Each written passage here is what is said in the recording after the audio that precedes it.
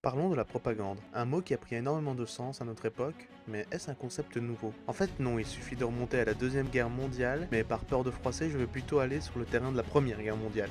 Ici, on convainc la foule que l'ennemi subit 3 fois plus de pertes, que la victoire est à portée, si toute la nation se dresse comme un seul homme.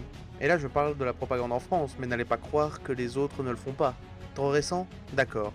Allons dans ce cas du côté de Napoléon, qui pour l'exemple le plus connu, a fait passer le désastre de la campagne d'Égypte pour une victoire grâce à l'intermédiaire de journaux et des trésors qu'il a ramenés, le rendant d'autant plus populaire alors que la campagne est un échec. Encore trop récent? Très bien. Allons à une époque que j'apprécie, l'Égypte des Ptolémées. Ici, on divinise les rois et reines de leur vivant, les rendant divins.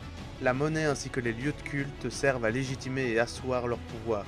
On peut donc en déduire, pour faire une petite parenthèse, que la monnaie est l'un des plus vieux outils de propagande, et que du coup il était très utilisé. C'est pour ça qu'on voit un très grand nombre de pièces très diversifiées, que ce soit pour célébrer des événements